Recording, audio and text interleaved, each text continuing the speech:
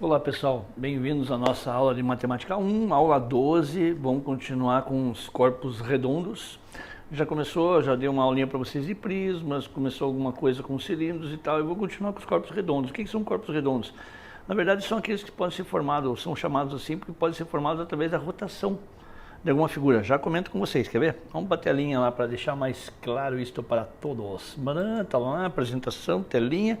Vamos lá, olha que bonitinho. Você pode chamar, por exemplo, o nosso cilindrex que vocês já fizeram, pode ser rotacionado a partir do que? De um retângulo com um eixo colocado em um dos seus lados, e a rotação total de 360 graus acaba gerando e girando um cilindrinho. Bacana. Se você pegar um triângulo retângulo, por exemplo, um triângulo retângulo, e colocar o eixo em um dos catetos, a hora que você gira 360 graus, nós podemos obter um conezinho. Está aqui do lado. Triângulo retângulo, girando, e pode ficar um conezinho. Aquele conezinho bacaninha que você acha no meio da rua. Ok? Que mais? Uma esfera. Você pode pegar um semicírculo, metade de um círculo. Se você gerar e girar, né? 360 graus essa semicírculo, você acaba obtendo, depois dessa rotação completa, uma esfera. Belezinha? Esses são os seus corpos redondinhos. Tipo eu, assim, corpo redondinho. Ok, o que você precisa saber dessas criaturas? Bom, eu já falei para vocês na outra aula assim. Como é que se calcula o volume do cone? O volume do cone é a área da base vezes a altura dividido por 3. Vai acontecer na mesma coisa da pirâmide. O volume da pirâmide é a área da base vezes a altura dividido por 3. Criaturas que têm bico dão para 3. Apareceu o bico, você dá para 3. Beleza? O que mais? Volume da esfera. O volume da esfera é igual 4/3 de πr ao cubo. Ô professor, legal, preciso saber tudo disso? Não. Todas as vezes que apareceu nem cone, nem esfera precisavam ser decorados. Estavam lá a fórmula, você vai ver hoje. Então assim, não é necessário a decoreba de fórmulas um pouquinho mais complicadas. As básicas, aquelas que a gente já passou, você tem que saber. Aqui, não. Belezinha? Vamos lá. Área lateral. A área lateral de um conezinho é pirg. O que é pirg, professor? Pi vezes o raio vezes a geratriz. Geratriz é a linhazinha de fora que vai ficar girando e gerando a figura. Professor, precisa decorar isso? Não caiu nenhuma vez desde 1998. Fórmulas mais difíceis, não. Professor, a área total da esfera, 4πr ao quadrado. Cai? Não. Então vamos para ali enrolar e vamos para exercício. Olha que bonitinho. Enem 2009, e o que você precisa saber sobre essas criaturas? Um vasilhame na forma de um cilindro circular reto, circular porque você pode girá-lo e gerar um cilindro, daí assim, de raio da base 5 e altura 30, está parcialmente ocupado, ou seja, não está cheio até a boca, por 625 centímetros cúbicos. Centímetros cúbicos lá, ó, pessoal, volume, por centímetros cúbicos de álcool. Suponha que sobre esse vasilhame seja fixado um funil na forma de um cone circular reto, de raio da base 5 e altura 6, conforme ilustra a figura 1. O conjunto, como mostra a figura 2, é virado para baixo. A gente já fez um exercício lá, a história da garrafa que era virada para baixo. Sendo H a distância da superfície do álcool até o fundo do vasilhame. Então olha que bonitinho. Essa coisa está aqui. Diz assim que o conjunto é formado por um cilindro, está aqui o cilindro, e em cima um cone. Alguém colocou, parece um lapisinho, né? Então, um cilindro e um cone. Ele disse que o raio da base do cilindro e do cone depois, porque um está encaixadinho no outro, vale 5 centímetros, foi dado. A altura do cilindro é 30, a altura do conezinho é 6. Aqui dentro tem como volume 625 pi centímetros cúbicos de álcool. Ok? Depois ele virou. Depois, quando ele virou, você vai ter a altura do cone. O cone é totalmente cheio. Aqui você vai ter o cilindro parcialmente cheio. E olha o que eu falei para vocês. Volume do cone. Professor, você falou que não precisava decorar. Não, mais complicadinho não precisa não, tá? Vamos lá. Considerando essas informações, qual é o valor da distância H? Que distância H? Então, olha o que aconteceu. Depois que ele virou, esse pedaço aqui do teu cilindro ficou vazio, ok? Essa parte de cima ficou vazia. E ele quer que você ache o valor do H. Queridos seres, eu já fiz brincadeira com a minha garrafa no outro dia, talvez hoje use também, mas não. Não ia fazer com o copo, mas com o copo não dá certo. Não interessa se essa criatura está para cima ou para baixo, não interessa qual o meio que você vai virar se ele tiver água. O que acontece com o volume de água antes e depois? O mesmo. Então assim, interessa se ele está para cima ou para baixo, o volume antes e o volume depois é igual. O professor de física adora fazer isso, ele monta a equaçãozinha, o volume antes igual o volume depois. Beleza? Então olha lá, o volume desse cilindrinho. Aqui antes tem que ser igual ao volume depois. Ah, professor, então eu vou calcular antes. Não precisa. E por que não precisa? Olha que amor aqui. Ele diz que tem 625 pi. Então assim, eu já sei que tem 625 pi centímetros cúbicos. Então beleza, aqui tem 625 pi centímetros cúbicos. Beleza. E no outro? No outro vamos dar uma olhada lá. Então assim, a hora que você virou, você tem o que aqui? Vamos brincar lá. Você tem um cone. Como é que você calcula o volume do cone? Vamos dar uma olhada lá. O volume do cone foi dado no exercício. É a área da base vezes a altura dividido por 3. O que acontece com o volume do cone? O raio da base era esse daqui, que é igual a esse, que é 5. 5 ao quadrado. Qual é a altura do cone? A altura do cone foi dada, é 6. 6 dividido por 3 dá 2. 5 ao quadrado dá 25. Só o volume do cone é o quê? 50 pi. Então olha que bonitinho. Vamos por partes, como diria Jack, o stripper. Não, isso é outra coisa. Então assim, calculei o volume do cone. Então de novo, como é que se calcula? Área da base, πr ao quadrado vezes a altura dividido por 3. A altura 6 dividido por 3 dá 2, 5 ao quadrado 25, 50 pi. O volume desse cone é 50 pi. O volume de tudo isso é 625 pi. Se você diminuir 625 pi menos 50 pi, você vai ter que o resto do teu cilindro tem 575 pi. Então assim, bem entenderam isso? Que eu acho que eu vou usar a figura. O resto do meu cilindro tem 575 pi. Então vamos lá. O volume do cilindrinho lá tem 575 pi. Tá, e daí, professor? Esse meu cilindro aqui vai ficar assim, ó. Qual é o raio da base desse meu cilindro? Não, sei lá, professor, o raio da tua base é o mesmo, lá é 5. Então vamos lá. Como é que você calcula o volume do cilindro? Ah, esse daí ele não deu. É, mas esse daí você tem que saber. Esse é simples. O volume do cilindro é igual ao volume do prisma é o quê? Área da base vezes a altura. E a do cone? Do cone é igual, só que dividido por 3. Beleza? Então, isso tem que dar 575 pi. Olha o que dá para cortar. O pipi, só meninas de novo que pode dar algum probleminha. Quem que é o raio? O raio tanto do cilindro como do cone é 5. Então fica assim, 5 ao quadrado é igual a H 575. 5 ao quadrado é 25. Então assim, H é 575 dividido por 25. Se você fizer 575 dividido por 25, 500 dividido por 25 daria 20, mais 3, 23. A altura é 23. Cuidado. O Enem foi muito bonzinho, de novo, não acontece sempre. Embora a gente já tenha falado que o Enem não cobra pegadinhas, olha o que pode ter acontecido aqui, ó. Eu calculei que a altura é 23, só que cuidado com isso aqui, ó. Eu calculei a altura desse cilindro, é 23. Vamos pagar todo esse monte de baboseira aqui e deixar você feliz. Quando eu calculei o volume que faltava, eu fiz isso aqui, ó. O volume desse cilindro aqui, deste que você está vendo, o volume deste cilindro aqui é aquele 575. O problema é que o H que ele queria está ali fora. Mas então assim, professor, você podia ter falado que tudo isso é 30, tirando esse H, ficaria a parte de baixo. Podia. Mas quanto mais letra ou mais expressões, pior, né? Quanto mais coisa você for colocar na tua equação, pior. Por que você não chama de outra letra, então? Por que você vai escrever 30 menos x para dar mais trabalho depois? Beleza? Então assim, eu descobri que esse H aqui é 23. Mas esses dois juntos aqui tem 30. Então, de verdade, a parte de cima que eu quero é 7. Cuidado com isso. Então, de novo, o Enem não fica sacaneando com você o tempo todo. Oh, não pode falar sacaneando, desculpa aí. Daí, assim, poderia ter 23 a resposta, tá? A resposta não é 23, a sua resposta é o quê? 7. Beleza? Nossa, acertei. Ok? Então, tá lá. Vocês não viram, né? Eu fico fazendo gracinha. Então, respostinha 7. Respostinha 7. Belezinha? Olha que amor, agora vamos mais um. Esse aqui é homenagem às meninas. Como receber um monte de e-mails depois reclamando.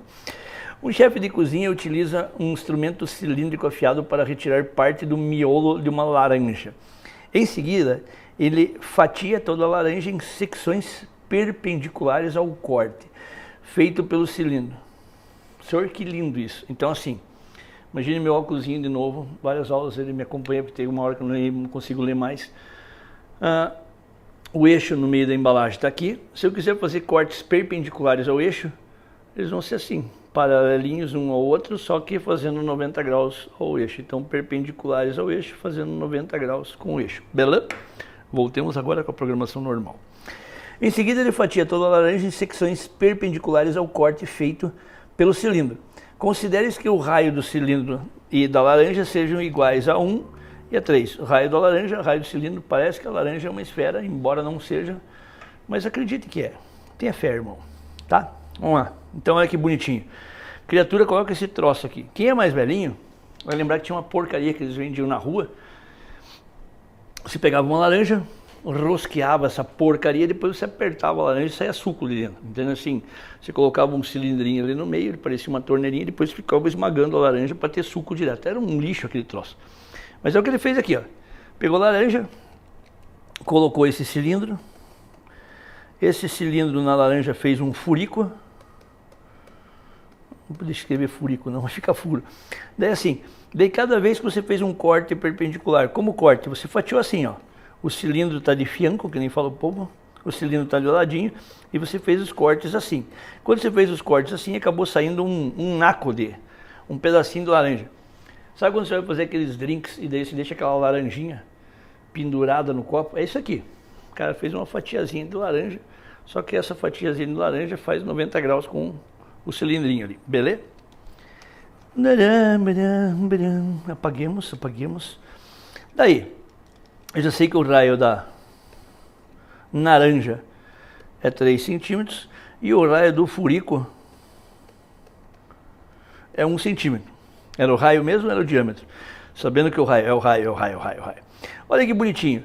A área da maior fatia possível é 2 vezes a área da secção. O que é a secção? Do corte. Transversal do cilindro, 3 vezes a área da secção, 4 vezes, 6 vezes, 8 vezes. Então assim, o que aconteceu? Pegou e fatiou a laranja, várias fatias, aquela que você coloca no copinho, fez um furo perpendicular a essas fatias, parece que está comidinha, sabe quando você pega uma goiaba com um buraco de bicho? Então assim, tem um furinho em cada uma das fatias e ele quer que você fale, olha lá, da maior fatia possível. Senhor, mas eu vou saber lá qual é a maior fatia possível, mas é óbvio, né? Quer ver? Voltemos para cá. Quando você pega qualquer esfera, a maior fatia possível, pensando, perdão, no nosso planetinha, por exemplo, está aqui, no Equador. Tá? Quando você tem vários círculos paralelos a essa coisa, você chama esses círculos de círculos. Esse cara aqui, na esfera, você chama de círculo máximo. E quanto mais ele estiver indo para o polo, menor ele fica. Então o que acontece aqui, povo? Se você fosse pegar uma fatia e você fosse guloso, você queria uma fatia muito mais próxima do que? Do centro da laranjinha. Quanto mais próxima do centro, mais gordinha. Quando você vai fazer aquela tua salada de tomate, nos primeiros cortes você tem aquela coisinha desse tamanho, lá para o meio ela fica mais gordinha. Belezinha? Então assim, a maior fatia está lá para o meio.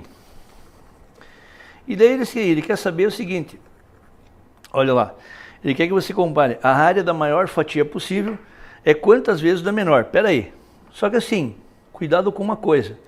Professor, é fácil, ó, a área da maior fatia está lá. O raio é 3 centímetros, a fatia é um círculo.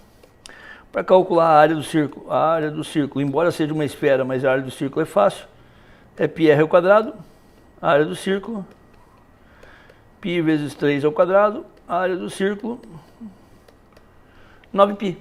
Belezinha. Dançou. Por que dançou? Lembre-se que alguém fez um buraco na sua laranja. Então olha que bonitinho, povo. A tua fatia não é mais aquela. Tem algumas aqui de explicação. A tua fatia é esse cara aqui, ó. É todo esse ser menos isso. Por que menos? Toda vez que você tem alguma coisa em geometria plana ou Geometria espacial que tem furos, você calcula o maior menos o menor. Geometria plana que é mais facinho. Então assim, como é que você calcula a área, no meu caso a área vermelhinha aqui? A área da fatia inteira é 9π. Como é que você calcula a área do buraco? O buraco também é um círculo. Como é que você calcula a área do círculo? πr ao quadrado. Qual é o valor do raio desse círculo? Ah, professor, é um círculo de raio 1. Beleza. Então isso aqui vale o quê? 1π. Então é o seguinte, se a tua fatia inteira é 9π, beleza, 9π. Se a área do buraco, então esse aqui é o furo, se a área do buraco é 1π, a sua área após o furo, olha que bonitinho, área após o furo, é o que? 9π menos π, que é o que? 8π. Ah, que fofo. Então assim, a área da tua fatia mais gordinha, aqui está no meio, é 8π. Beleza? Vamos para a seção comparação. Então assim, já sei que a área da fatia depois do furo é 8π. A área da maior fatia possível é quantas vezes a secção transversal. O que é a secção transversal? O buraco, o furo. Quantas vezes ela é maior que o furo? Vamos ver. O furo, aqui, é π. A área da fatia depois do furo, 8π. Quantas vezes 8π é maior do que π? Não precisa fazer, né? Quando você tiver dúvida em cálculos assim, que não é o caso, saber quantas vezes maior é, basta dividir. Qual é a operação inversa da multiplicação? Divisão. Você quer saber quantas vezes maior, você divide para saber quantas vezes maior ela, beleza? 8π dividido por π, 8. Então assim, a sua maior fatia possível ficou 8 vezes o tamanho do furaco, beleza? Pegadinha, qual pegadinha? Aquilo que eu falei para vocês, olha que bonitinho. Vai lá, já acusada, e fala que é 3 vezes a área. Por que 3 vezes? Ah, porque o raio era 1, o outro é 3, aumentou 3 vezes. Não é 3. O raio era 1, o outro é 3, aumentou 9 vezes. Você viu ali, se você não tivesse tirado o buraco ali, era 9 vezes. Por quê? Porque a área tem 2 dimensões, acostume com isso. Essa é a maior pegada que tem em geometria e o pessoal sempre cai. Você não pode comparar. Então assim, o raio era 1, o outro é 3. Isso é comprimento linear. Uma dimensão com uma dimensão. Quando você vai falar área, 2 dimensões. Área 1 para a área que tem o raio 3, raio 1 tem área 1. Raio 3 tem área 3 ao quadrado, ok? Então assim, 9 vezes maior seria. Ficou 8 porque tira o buraquinho. Beleza? Tranquilinho, tranquilinho, tranquilinho, todos felizes, nós acertamos de novo. Viva! O que mais temos para frente? Troncos, troncos, troncos, troncos. Queridos seres, o que são troncos? Então assim, aqui um tronco de cone. Se fosse um tronco de pirâmide, seria uma coisa assim. Uma basezinha qualquer. Mararam, desenhadinha ali. Outra aqui. O que seria um tronco de cone no jeito facinho de ver? Isso, tinha que apagar a linha inteira. Essa caneta para apagar, ela apaga toda. Ela não apaga só um pedaço. Então assim, tronco de cone é isso aqui. Você pega e desenha um cone total. Está ali desenhado. E depois, você passa um plano paralelo à base. Esse plano aqui e esse plano são paralelos. A alfa e beta são paralelos. Daí, essa parte de cima você tira. Sabe o que dá a ideia legalzinha do que é um tronco de cone? Aquele tamborzinho que o elefantinho usa no circo. Olha que amor. Aquele tamborzinho é uma coisa assim. Daí você convida o elefantinho para ficar no circo. Em algumas cidades, o pessoal usa isso para polícia. A polícia sobe naqueles banquinhos que daí são um tronco de pirâmide. É um pedaço de uma pirâmide cortado por 2 planos paralelos e fica aquele trocinho, ele fica ali em cima fazendo levantamento numa rua que é mais movimentada. Beleza? Isso são troncos. Daí, professor, o que pode cair de tronco? Nada que você tenha que decorar fórmula. Aliás, nem os cursinhos mais colocam fórmula de tronco. Por quê? Porque você faz semelhança. Você faz um negócio assim, ó. Este raio pequenininho está para o raio grande, assim como essa altura pequenininha está para a altura grande, e você faz fórmulas com semelhança de triângulo. Quanto menos decoreba, melhor. E no Enem, mais ainda, entende? Então, assim, não existe cálculo de fórmula, de tronco, de volume de tronco, de área total de tronco, ou de coisa assim que você tem que decorar a fórmula. No máximo que pode acontecer é te dar uma fórmula louca para ver se você sabe usar a fórmula. Desculpa o gaguejo. Então, assim, ele pode colocar a fórmula do volume, que nem eu lembro mais, porque eu faço por semelhança, e pedir para você usar. Mas é o máximo, não precisa decorar. Bala, vamos para frente. Ah, professor, mas tem um exercício de tronco aí. Tem, e você vai ver como é que faz. Quer ver, ó? Vamos lá. Uma empresa precisa comprar uma tampa para o seu reservatório que tem a forma de um tronco de cone circular reto. Daí, conforme mostrado na figura. Belezinha? Considere que a base do reservatório tenha raio 2 raiz de 3 e que sua lateral faça um ângulo de 60 graus com o solo. Ok. Se a altura do reservatório é de 12 metros, a tampa a ser comprada deverá cobrir uma área de... Então, olha lá, a tampa e área. Bom, primeira coisa, vamos dar uma olhada lá. Olha que bonitinho. Tem aí o teu tronco de cone. O cone deveria continuar aqui para baixo. Alguém passou um plano paralelo à base aqui. Fez esse cortezinho. Após girar esse cortezinho, ficou esse troço aqui, que normalmente o do elefantinho é o contrário. Belezinha? Então vamos lá. O que mais eu sei? O raio seja 2 raiz de 3. O raio da sua base. Deveria estar melhor escrito porque os dois caras são bases, tá? Ele poderia ter colocado uma base maior, uma base menor, vamos lá. O raio da sua base, 2 raiz de 3. Aparentemente esse cara aqui. Vamos brincar, o que mais? E que a sua lateral faça um ângulo de 60 graus com o solo. Tá aqui, ó. Lateral, ângulo de 60 graus com o solo. Então o solo está aqui embaixo, a base está ali embaixo, tá? Mas as duas criaturas são bases. Raio daqui, 2 raiz de 3. O que mais tem aqui? A altura do reservatório tem 12 metros. A altura do reservatório tem 12 metros. Ah, eu entendi o porquê que ele chama de base e tal. Ele chamou de base e daí não se preocupou se era maior ou menor, porque ele fala de tampa. Então se ele deu o desenho daquele jeito, a tampa vai ser de cima. Por isso que ele não se preocupou. Beleza? Então tá lá. O que mais? Bom, qual é o formato dessa tampa aqui que ele quer saber? A área da tampa. A área da tampa. Bom, ó, professor, a tampa aqui, como era um tronco de cone, esse troço é um círculo, né? Exatamente. Você gira um retângulo, um triângulo retângulo e você obtém um círculo. Você gira um triângulo retângulo e aqui embaixo, nessa rotação, tem um círculo. Por isso a história dos corpinhos redondos lá. Então assim, para você calcular a área da tampa, é a área de um círculo. Como é que se calcula a área do círculo? πr ao quadrado. Então assim, se você conseguir achar o raio daqui, está resolvido o nosso probleminha. Belezinha? Bom, que mais? Agora eu vou ter que lembrar de uma coisa que não era exatamente o que eu queria fazer agora, mas vamos brincar, vamos ver se tem lugar lá. Tem. Então assim, eu preciso dar um jeito de usar esses dados numa mesma figura. Bom, o 2 raiz de 3 está longe, mas aqui, se você for ver, eu consigo passar a alturinha aqui do lado. Altura 12. Olha que triângulo lindo que eu consigo aqui. Eu vou ter uma coisa assim. Esse triângulo tem como isso aqui como 60 graus. O que mais eu conheço aqui?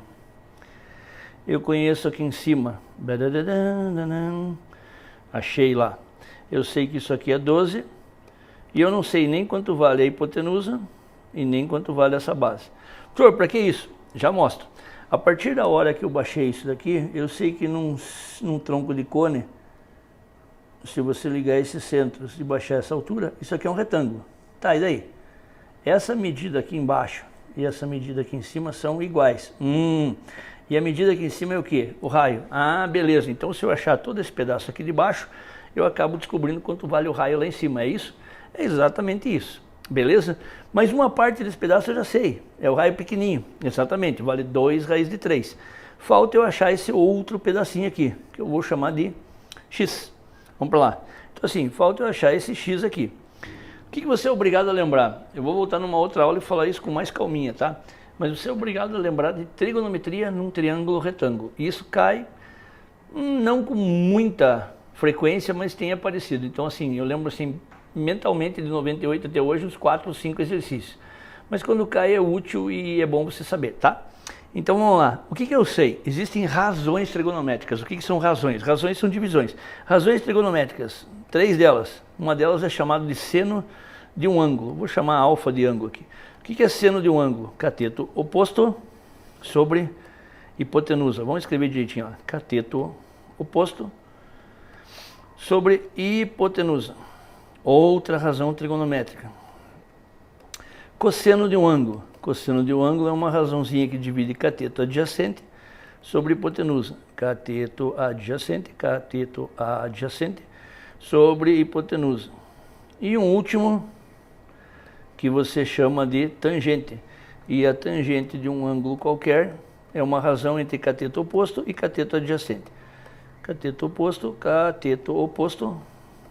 e cateto adjacente. Professor, você não falou que no triângulo retângulo os dois catetos eram tão vagabundos que se chamavam só de cateto? Exatamente. O problema é que quando você coloca um ângulo, eles mudam de nome. Quer ver que bonitinho? É o seguinte, ó. Imagina assim. Você tem um ângulozinho aqui de 20 graus. Esse é um cateto, esse é um cateto. X e Y são catetos. Qual é o cateto que está mais longe? Mais longe do 20 graus é esse. Então, em relação a 20 graus, esse cara aqui é o cateto oposto. O que está na frente do ângulo é o que está mais longe, oposto. O que está junto é o cateto adjacente. Aliás, esse problema de interpretação é porque o nosso português fica cada vez mais pobre. Mas se você for dar uma olhada nos repórteres policiais de antigamente, ele falava assim, o meliante foi avistado nas adjacências. O que é nas adjacências? Perto. Então o cateto adjacente é o cara que está perto, beleza? Então vamos lá. Se você já sabe o que é cateto adjacente e o cateto oposto, vamos brincar de fazer no teu triângulozinho. Tá lá. Teu triângulo está aqui, ou seja, em relação a esses 60 graus, esse cara é o cateto que está mais longe. Então é o cateto oposto. Em relação a esses 60 graus, esse cara é o cateto que está mais perto, então cateto adjacente. Bom, existe uma única razão trigonométrica, motivo pelo qual estarei apagando isso. Estava copiando. É só voltar um pouquinho o seu DVD, o seu vídeo e segurar. Então tá lá. Existe uma única relação trigonométrica que é a tangente. A tangente de um ângulo qualquer é a razão entre cateto oposto e cateto adjacente. Isso aqui é uma razão e são 3 valores. Se você souber 2 deles, o terceiro você calcula. Então assim, tangente de qual ângulo? O ângulo que eu vou usar, 60 graus. É igual. Cateto oposto, quem é o cateto oposto? O cateto oposto eu já sei que são 12 unidades. Quem é o adjacente? Está aqui, cateto adjacente, x. Professor, mas espera aí, agora tem tangente de 60 graus, tem 12 e tem x. Você falou que eu tenho que saber 2 deles para achar um. Como eu quero achar o x, eu preciso saber quanto vale tangente de 60 graus.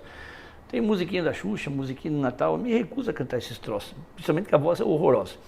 Mas assim, o pessoal já deve ter aprendido na escola assim, todo mundo sobre 2, todo mundo com raiz. Então assim, tinha uma tabelinha fofa que você é obrigado a saber, devia vir na catequese isso aqui, que é assim, seno, cosseno e tangente de 30, 45 e 60 graus vale meio. Então assim, vamos fazer direitinho do jeito que se decora isso. 1, 2 e 3, todos eles sobre 2, todos eles com raiz. O primeiro não tem raiz, na música fala que é sem raiz no 1. Mas quanto vale a raiz de 1? 1. O segundo é só inverter a coluna, a linha de cima e trocar todos os resultados, 3, 2 e 1. E a tangente? É só dividir um pelo outro. Uma fórmula que você tem que saber é que tangente é seno sobre cosseno. Seno dividido pelo cosseno. Então assim, se você dividir 2 iguais, dá 1. Se você dividir esse aqui, dá raiz de 3. O problema é o 30 graus. Quando você divide meio por raiz de 3 sobre 2, acaba ficando uma raiz embaixo. Se você racionalizar, você vai chegar nesses valores. Então assim, a tangente no caso de 60 graus, que é o que me interessa, vale raiz de 3. Beleza? Vai colando que eu vou apagar. Não, depois eu volto. Então, tangente de 60 graus, raiz de 3. Uma outra hora eu ensino a fazer a tabelinha devagar. De repente ela vem impressa. Então, assim, eu já sei que tangente de 60 graus vale raiz de 3. Beleza? 12x. Passa o x para lá. X é igual a 12.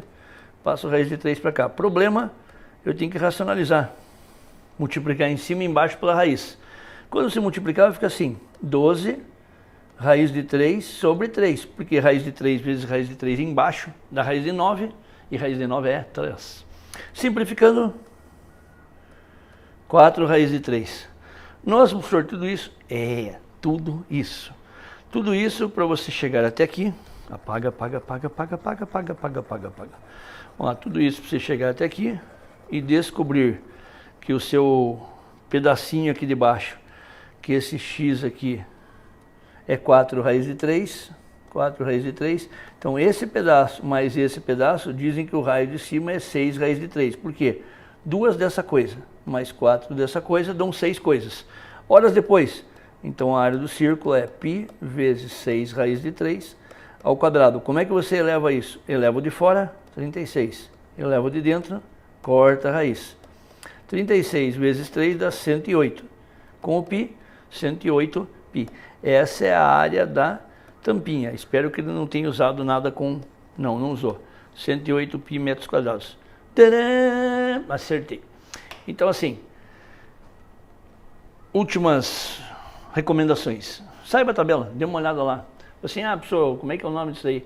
Tabela funções trigonométricas de arcos ou razões trigonométricas de arcos notáveis.